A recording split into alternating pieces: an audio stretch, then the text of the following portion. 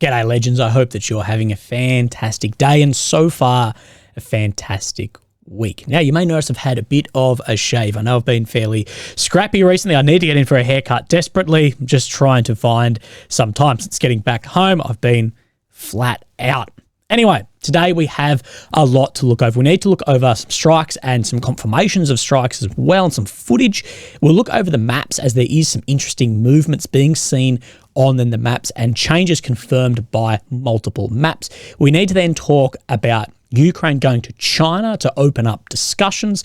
And then after that, we will then talk about the EU and Hungary and how there's a lot of rift happening there as Hungary has taken over the EU presidency and as Ukraine is limiting then oil back into Hungary and Slovakia. But we then need to link that into China and Russia's Foreign Minister Sergei Lavrov, and that will all come together. So if you're going to watch the Ukraine and China bit, please continue then to watch the Hungary, China, Lavrov bit. Otherwise, it's not going to make sense. One of my pet hates is people that leave a video early and, oh, that doesn't make sense, but I'm like, may come together 5 minutes odd in the future. But you do you. Anyway, we get a lot of claims about Russian fighter aircraft, primarily Su-25, but also Su-34, being shot down. But rarely we actually get any evidence of these pop up, not in the air getting hit and or then debris on the ground. And we don't get that in the day of it happening, or for some, even in the following days or weeks after. Of course, then having a lot of people on both sides of this spectrum questioning these actual hits. Remember, we had the 10 Su-34s in 10 days, and then since then, none of those wreckages ever showed up. Anyway, as I've said in this war, everyone has a camera. There's drones everywhere. There's satellite imagery. We will eventually get footage of whatever then happens, regardless of how embarrassing it is for X side. We get footage straight away of S-400s hit on the ground. Anyway, what we have got today is some footage of a Su-25, a frogfoot, then being shot down by Ukrainian forces with a man-portable air defense, man-pad weapon system. Now, we can then see this here. So you will see the two Su-25s moving left to right of the screen. The Su-25 is the Soviet version of an A-10 Warthog.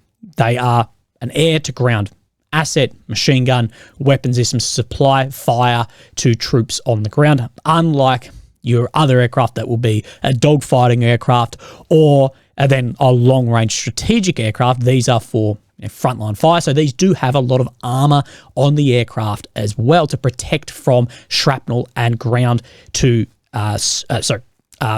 surface to air hits. So we see this one here. We're looking for the rear one as per the red big circle. Then we'll get a zoom in. We see then the rocket fire away. Zoom in and we see the second one here then take a hit. Now, these are heavily armored aircraft. We have seen some of these actually survive direct hits off these. That said, with an aircraft, if your control surfaces go down, your weapons go down, low altitude, you are going down. Now, what we see on a second video from this is actually the pilot has ejected. So this is the aircraft on fire here. And then we see a canopy start opening up to the right of your screen as the plane goes down in a fireball. Bang, right there. And then we do see a canopy open here. So pilot has then ejected. Again, low level. There's Su-25 is the same plane we have that Russian helmet cam footage of, or when he snags the bloody power line and pulls up, and it's the first, I think, GoPro ejection footage ever. Fighter bomber has said the pilot was taken away, all good, so the pilot was recovered, and he is alive from fighter bomber. But New York must be destroyed, of course, in the area, which we'll speak about in the video in a little bit, of where this plane went down. Now, another Ukrainian strike against Russian facilities here, said to be with ATACMS, is the port of Kavkaz. Now, this connects then Russia to then Crimea down here. Now, of course, we've got the Kerch Bridge, which you're very, very familiar with, but over the last few months, we have then seen a lot of these ferries getting targeted by Ukrainian systems. Of course, what these ferries do is, well, it's basically like then a floating bridge. It's a barge to come across from Russia to then Crimea across. You can see where these blue lines are, taking anything from train cars to military equipment to anything that'll fit on the bloody thing. Now, of the three that are there, this is the third one to be struck. We have a photograph of it here. There you can see massive fire here. What level of damaged are all three of these? We actually aren't sure on them, but I'm sure it will come out in time if these ferries are continuing to cross or not. Of course, this is another way that is away from the Kerch Strait Bridge. Now, a lot of people are waiting for, I know there's pages on Twitter and Telegram that every time anything happens and the Kerch Strait Bridge is closed, that are announcing this because they're expecting at some point the Kerch Strait Bridge to go down. Now, the amount of systems it may take to take down the Kerch Strait Bridge versus how much this is affecting the war, this calculation has to come in. Ukraine themselves has said that the amount of military supplies now coming across this bridge is very, very limited, as Russia have new train lines across from Rostov, Mariupol, Berdyansk into then Crimea as well. So they have reduced how much equipment is going across here.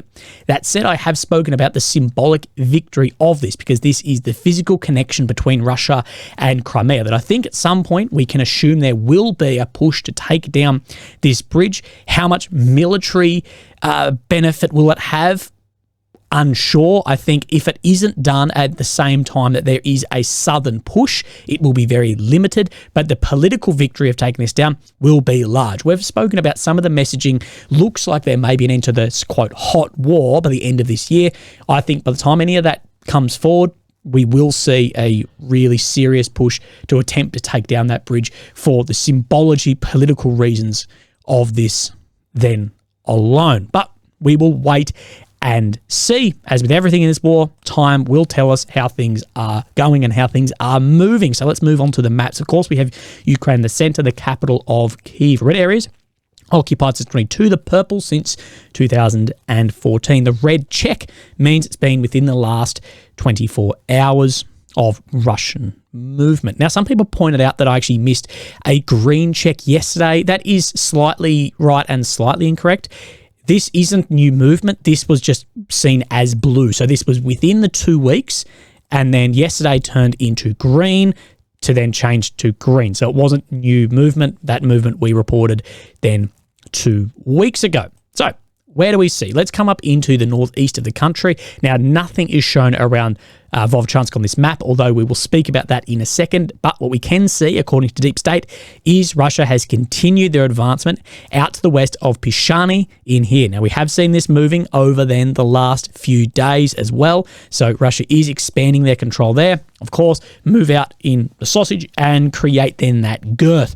What Russia is trying to do here is move to the Oskil River and use this as a natural barrier to separate into a north and south of forces, and long-term to put pressure on Kupiansk from the south heading north and north heading south, at least my assessment of then this area. Now, let's have a look at some areas, and we'll come up into then the north. Now, nothing has been shown on these maps for some time on Deep State. It still shows this Russian disconnect in here, but we do have some interesting updates on this from Syriac. So on the western side here, Syriac is saying that Russia have then actually retaken positions around Heliboki. Of course, this is where Ukraine was using the Kharkiv reservoir here as a natural barrier to then have a flank hook maneuver around to try and clear Heliboki. According to Syriac, then this is being repelled. So let's have a look.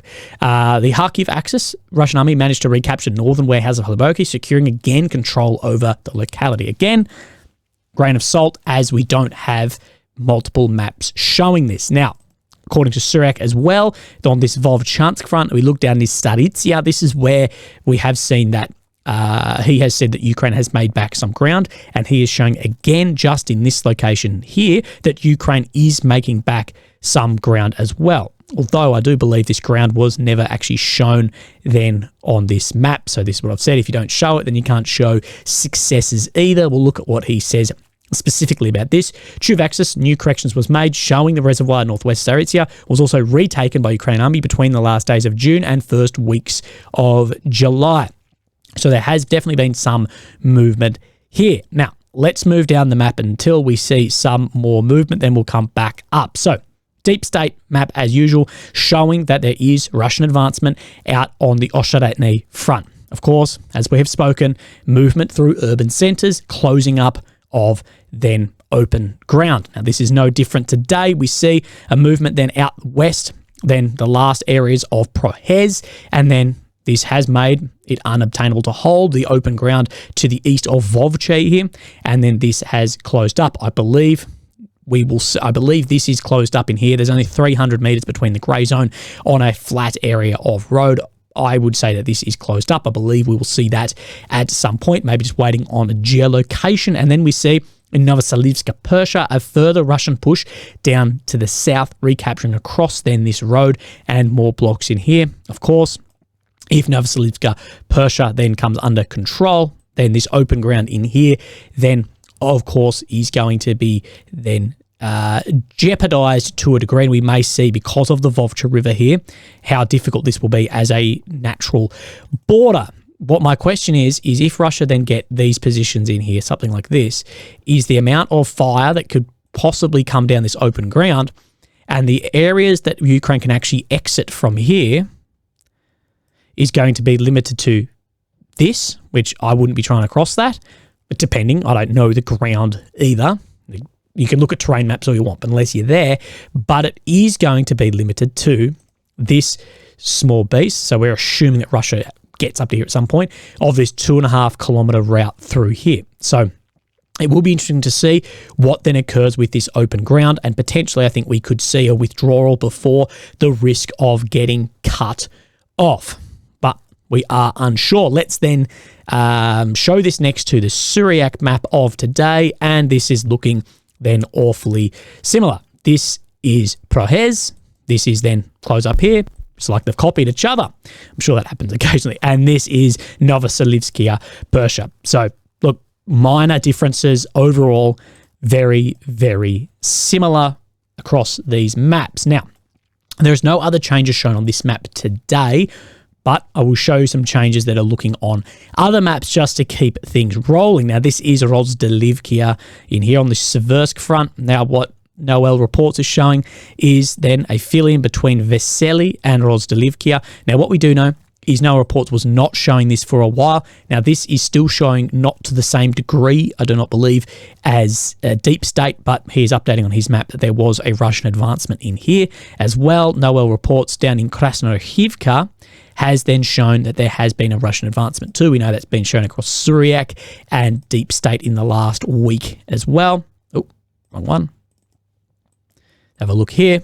That out into these blocks of then Krasnohivka. He's very similar to the Deep State, but not as far as Syrex. We know Syrex shows that this green area here, this park, is under control to the north of here too. But again, we can show that's where the advancements are happening. Now, that is the end of our footage and maps. So a lot of people will probably leave at this point. I don't blame you at all. Now, Ukraine hasn't really had any diplomatic actions with China for a long time. Trying to get them to the Swiss Peace Conference didn't work, as it didn't meet what China said were the requirements. Of course, that requirement is a Russian delegation being there. So let's talk then about this. So since 2012, this is the first Minister of Foreign Affairs to actually go to China from Ukraine. That Ukraine's I did a Biden. Ukraine's foreign minister arrived in China. That is Dmitry Kuleba, and talks with Foreign Minister Wang Yi on ways to achieve a, quote, fair peace. Now, this is the first visit since 2012, so 12 years. I am surprised that day one of this war, I would have been like, we need to get foreign ministers, diplomats to China, as this is going to have a huge effect on how this war maybe goes into the future. It's his first visit, a high-ranking Ukrainian official, of course, since February 22 invasion, and a long time ago. Kuleba said he would hold extensive, detailed, and substantive negotiations with his Chinese counterpart. But we must avoid competition between peace plans. Of course, China has its own peace plan. Ukraine has its peace plan as well. And although they are similar on a lot of fronts, the areas about territorial integrity are very different. It is very important that Kyiv and Beijing conduct a direct dialogue. Various peace initiatives have emerged recent months ahead of the US election in November. The difference is, what I believe, is China's peace plan could go into effect today, where Ukraine's peace plan, especially with that territorial integrity, sovereignty, it has to have military victories on the ground to make that happen. I don't see any and I could be wrong in this, but I don't see any bureaucratic diplomatic actions that would force Russia at this point to give up this land. I don't see that. Maybe I'm incorrect, but I think if the war was to end tomorrow or this year, there has to be military objectives by Ukraine taken. I don't see Ukraine's peace plan being viable without military victories on the ground to force Russia's hand. I don't know. Maybe there's something I'm missing. Now, this pushes further. Kiev is pushing to hold a second international summit later this year to advance its vision for peace after an initial gathering in Switzerland in June, drew dozens of delegations from around the world, but not from Russia or China. Ukraine has said it would like a second summit to be hosted by a global south country and that Russia could attend. And we've also seen Zelensky say that the hot war could end this year.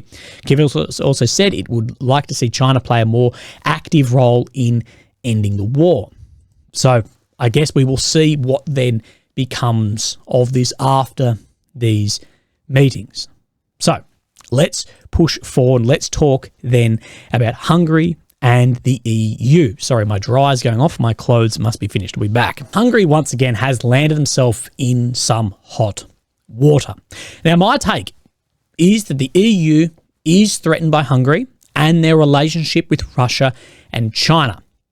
And they are politically undermining energy and diplomacy to force Hungary's hand.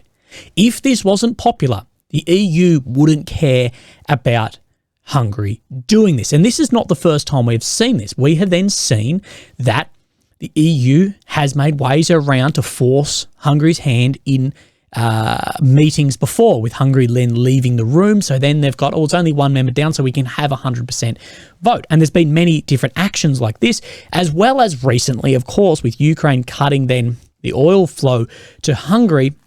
My take is that isn't just a sole decision by Ukraine. This is to force on Hungary to have then a more friendly outlook to the remainder of the EU. So let's look at this and we'll talk more bits and pieces in here. We'll also talk then about the EU and how this works. Now, some interesting bits in this. It's a really good book. Now, no matter what you think of Kissinger, World Order is a fantastic book. And with all my books, I take note cards of stuff to just try and remember bits that I find interesting. But talking about the EU, he said, the EU diminishes a state's sovereignty, currency, and borders. Yet politics remain overwhelmingly national. This leads to EU states to be a hybrid state and confederation. But this does test the EU legitimacy. Of course, your internal politics are overwhelmingly national, but it does diminish your sovereignty, like what we're seeing here with Hungary, with a democratically elected leader then being put in the sights due to having a differing opinion. And we'll see what then the Finnish foreign minister has then said about Viktor Orban and Hungary in general. Now, Budapest, Reuters.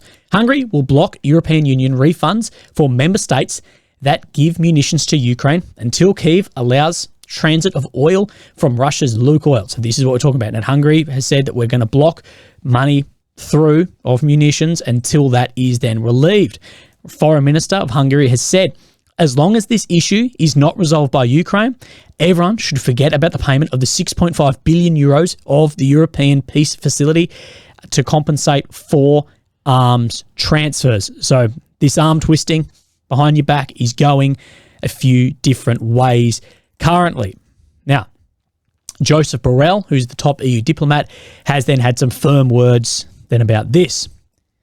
Joseph Borrell has called a meeting of bloc's foreign ministers in Brussels, in effect to boycott of a rival gathering in Budapest, to register widespread anger over Hungary's rogue diplomacy. So Hungary is currently the president of the EU on the rotation, called a meeting, and that there is basically a boycott of this. He's announced and decided to convene informal meetings of the EU foreign affairs and defence ministers in Brussels after the summer break, meaning that participants will not gather in Budapest as originally planned. At Monday's foreign ministers' meeting, the EU member states overwhelmingly criticised Hungary's lack of sincere and loyal cooperation. What people want is one large echo chamber. Hungary, which took over the EU's rotating presidency, has infuriated other EU leaders with Prime Minister Viktor Orban's self-styled peace missions. Now, Viktor Orban himself has said that these peace missions are basically upon himself. So let's look at what Joseph Borrell has said and what then Viktor Orban has said. Zelensky's peace formula is the only peace plan the EU supports. My question in this is, what happens if it becomes clear that Zelensky's 10-point peace plan is not viable? If that is the only plan that the EU supports, what happens after that? He said the EU is pro-war, it is pro-peace. And then he talks about the decision to convene informal meetings of the EU foreign defence ministers in Brussels in August. So pushing that back, undermining then Hungary's meeting. Now, Viktor Orban, and this is what he has said, that, and this is 5th of July, that even if the rotating EU presidency has no mandate to negotiate on behalf of the EU, so that he has no mandate on behalf of the EU, we won't sit back and wait for the war to miraculously end. We will serve as an important tool for making the first steps towards peace. This is what our peace mission is about. And I see many comments under videos like this, and in Joseph Borrell's comments too, saying that Orban represents the people, not then the EU. And it will be very interesting to see how history looks back upon Viktor Orban as either the hero or villain. Continuing here, the EU member states are meant to act as honest brokers representing the EU's position during their 6-month stint chairing the bloc's Council of Ministers, saying the presidency was meant to be the spokesman of the agreed EU position. So whatever the overall agreed position of the EU is, that is what the president currently, being Viktor Orban, is meant to uphold. Hungary's foreign minister described the rival meeting as childish. He's also said that Hungary faced aggressive warmongering hysteria over its peace mission to the EU Foreign Affairs Council meeting in Brussels. Furthermore, Borrell said all his member states, with one single exemption, were very much critical about Hungary's behaviour. Slovakia, led by Orban's regional ally, Fico, held back from criticising Hungary. Rejecting Hungary's talking points, Borrell contrasts the EU stance with the Russian leader Vladimir Putin. It is Putin who is the war party. The only one who is pro-war is Putin, who is calling for Ukraine's partition and rendition as preconditions for any talks and any ceasefire. And he sends reminders every day in the forms of missiles, drones, glide bombs, and military offensives. Now, this is from the Ministry of Foreign Affairs from Finland, talking about Hungary within the EU itself. And Hungary's views do not correspond to the EU's official line. That, of course, individual countries have the opportunity to do so. But then, at some point, it may be good to ask if the European Union is the right reference group, if the ideas differ fundamentally from our common values, as is partly the situation. So, is Hungary in the right reference group? Well, you don't want a country in an area sitting where if Hungary does in Europe, then not in your sphere of influence either. And this is what we're seeing, that the EU is trying to influence Hungary very obviously. That Valtonen said, after the follow-up question, that he is not sending a message to Hungary that the country should consider EU membership again. However, he continued that the fundamental values of the European Union are strongly defined in the EU treaties. Now, there has been a lot of talk about at the end of this war, people may reconsider their membership in things like the EU. Then, of course, at some point, if the action and values are in strong conflict, then at least I personally see that the values win. The values of the Union defined in the EU Treaty are respect for human dignity, freedom, democracy, and equality. Now, democracy, well, Viktor Orban was a democratically elected leader. There's a lot of people who support what he's doing. Have a look at the likes and the comments on Joseph Borrell's stuff compared to Viktor Orban's. And at the end of the day, if you uphold democracy, it also means things that you may not like either. The rule of law and respect for human rights and the rights of minorities. That includes people who have political views which may be the minority as well. Maybe at least the minority online. According to that passage, there are common values in societies characterised by pluralism, non-discrimination, tolerance, justice, solidarity, and gender equality. So I do think that it is one of those, as long as you're on our side with this, we'll back it. But it needs to be on our side. Now, continuing on that influence that EU is putting onto Hungary through maybe Ukraine as well with that oil and other ways, even questioning Hungary wanting to be in the reference group of the EU. Let's talk about larger actions outside of Ukraine as well, and what then Sergei Lavrov has said. Now, talking about the EU, how and why is the EU important for the US, and how is the US important for EU and NATO? Now, same book, but the US has every reason to bolster the EU. The US could drift into a political vacuum. More importantly, the US would become an island for economics and defense. So if you look at what countries the US actually border, then the sphere of influence into Eurasia is very small. This is why it's very important. The US has a lot of pull into NATO and the EU for the US. That without this, Europe could turn into an appendage for Asia and the Middle East. Now, we continue on this in the European strategy and defense, mainly relating to nuclear weapons. The nuclear weapons are the principal element of Europe's defense. Therefore, the objective of European defense policy is to oblige the US to treat Europe as an extension of itself in times of emergency. And that is what we'll see more and more of towards then the end of this year as well, I believe. So it's very important, the US into Europe, Europe into the US, that the US is the main part of Europe's defense and protection, and the US don't want then Europe floating away and becoming an appendage for then Eurasia, Asia, and Middle East. So let's have a look over more of this and other economic security treaties, all of this popping up. And this is very interesting to see what Sergei Lavrov has said then today as well, of course, chairing the UN Security Council. Sergei Lavrov is the Russian foreign minister.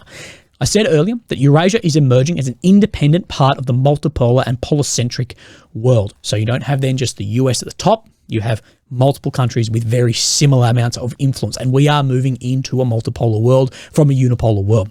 We are moving towards creating a greater Eurasian partnership, something that Vladimir Putin mentioned 10 years back. Since then, the process has led to stronger ties between the EAEU, SCO, and ASEAN.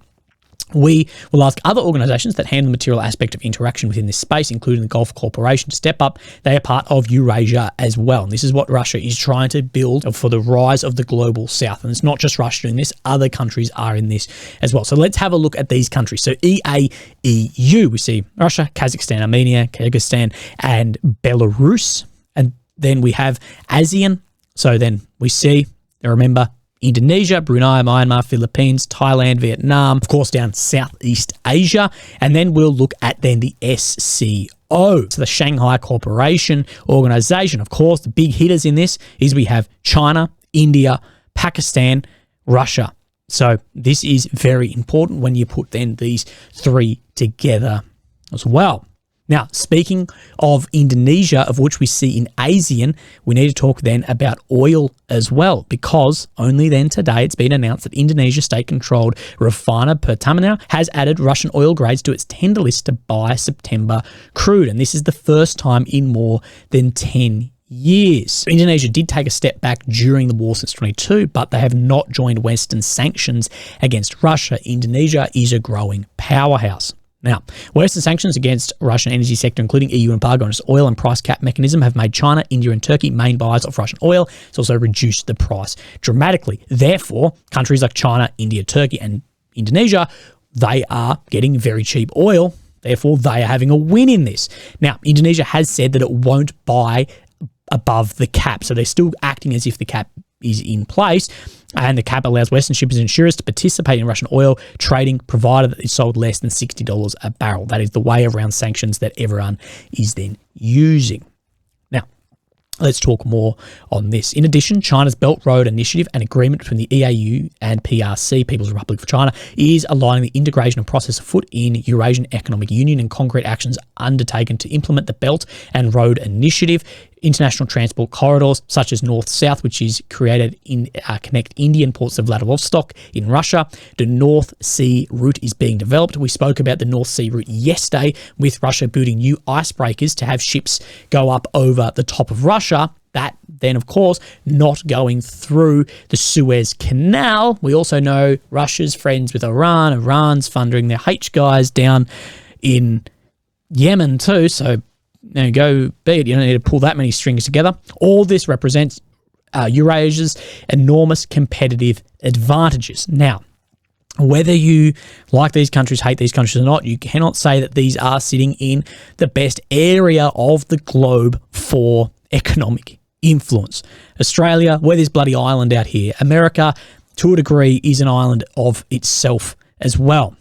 In here, everything is connected, train lines, shorter shipping routes, massive hubs of huge population. So let's have a look at the Belt Road Initiative. Now, we can talk on this more if you would like, but you can see what is existing and what is currently under construction, of course. Then you can see where things are linking from China through Russia into Europe and other areas of the globe, and primarily areas of the globe that are going to become more and more influential later on in this century. You can also see then this, of course, here, this is then the northern shipping route that is opposed to through the Suez Canal here.